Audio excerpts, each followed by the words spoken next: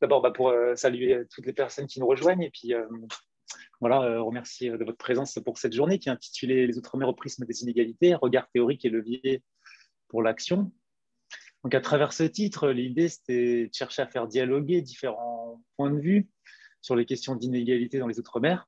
Et c'est une journée aussi qui avait du sens pour nous, car on fait aussi le constat que finalement, on a parfois peu d'espace pour discuter de ces questions, notamment les discuter d'un point de vue pluridisciplinaire, comme c'est le cas aujourd'hui. Alors pour construire cette journée, on est remonté en quelque sorte à l'origine politique de la création des territoires ultramarins, et notamment à la départementalisation qui est intervenue à partir de 1946, ainsi que la politique d'assimilation qui l'a accompagnée. Alors, cette intégration, elle s'est réalisée sur les ruines de la colonie, en fait, dans un statut qu'on pourrait dire symboliquement dominé de ces territoires, avec un exemple qu'on peut citer qui est comment, dans la littérature scientifique, cette faible place finalement qui est laissée au territoire ultramarin dans le roman national. Et pendant longtemps, et c'est encore le cas, je pense, aujourd'hui, dans une certaine mesure, les phénomènes discriminatoires qui peuvent se produire ou les phénomènes inégalitaires sont souvent ignorés par les gouvernements successifs. On va peut-être y revenir dans le cadre de cette journée. Alors pourtant, une partie des indicateurs disponibles positionnent ces territoires ultramarins dans une situation parfois difficile, avec par exemple des taux de chômage, de pauvreté, de décrochage scolaire ou des taux d'allocataires du RSA, pour citer que quelques exemples, qui contrastent plus ou moins fortement avec les moyennes nationales. Alors ces premiers indicateurs s'ajoutent aussi des carences réelles en matière par exemple d'infrastructures, que le numérique, l'assainissement ou encore le transport, mais aussi en termes de services publics, comme c'est le cas pour Pôle emploi ou la recherche-développement, ou encore un autre exemple en termes de prestations individuelles, comme c'est le cas pour le complément familial ou l'allocation de logement. Alors, on peut aussi penser que dans l'état actuel du monde, la pandémie de Covid-19 a aussi qui a entraîné certaines restrictions et des périodes de confinement des populations, a aussi dans une certaine mesure pu empirer la situation.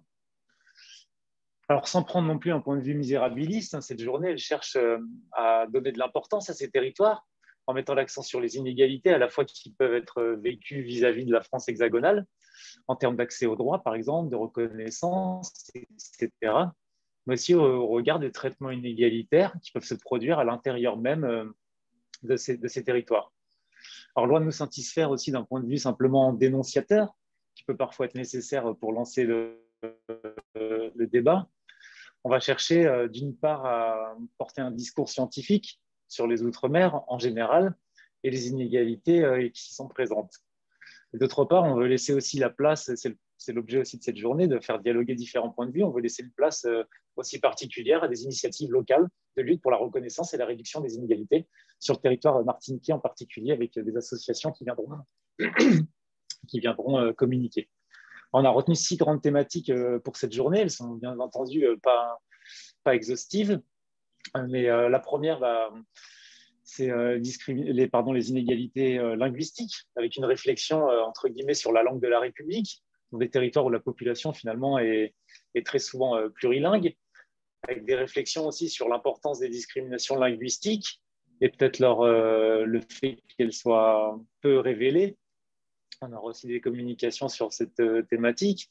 Et puis, un regard peut-être aussi sur les normes identitaires. Finalement, s'interroger sur les inégalités linguistiques, c'est aussi, pour nous, repenser l'importance du plurilinguisme et de l'interculturalité. Deuxième thème, que sont les inégalités d'accès aux droits, avec cette idée que les départements et communautés d'outre-mer, en fait, n'échappent pas aux phénomènes discriminatoires. Et là, il sera notamment question de s'interroger sur le vécu, par exemple, des migrants arrivés aux Antilles. On a une troisième thématique qui s'attachera à questionner le vécu des personnes LGBT, en particulier à la Martinique, à travers le regard d'une association qui lutte pour leur accompagnement et un meilleur accès aux droits. Ensuite, dans un quatrième axe, on va discuter des inégalités environnementales et de l'écologie du travail. Et là, ici, l'entrée va se faire par le scandale du chlordécone, notamment, mais aussi avec un point de vue plus particulier sur les ouvrières et ouvriers de la banane en Martinique, qui constitue un exemple de traitement inégalitaire, en quelque sorte institutionnalisé. Le cinquième axe sera consacré aux femmes antillaises, que l'histoire finalement a tenté d'oublier ou a omis. Et il s'agira enfin d'un dernier axe, sixième et dernier axe, qui a été imaginé pour cette journée, celui du handicap et de l'exclusion, en fait, qui accuse un retard, dont certains parlent même de manque d'ambition politique dans ce domaine. Donc, je vais tout de suite passer la parole à ma collègue Kathleen Butcher qui va introduire le premier invité. Voilà, je vous remercie encore une fois et je vous invite aussi à couper vos micros. Je vois que tout le monde l'a fait, mais voilà. Merci beaucoup.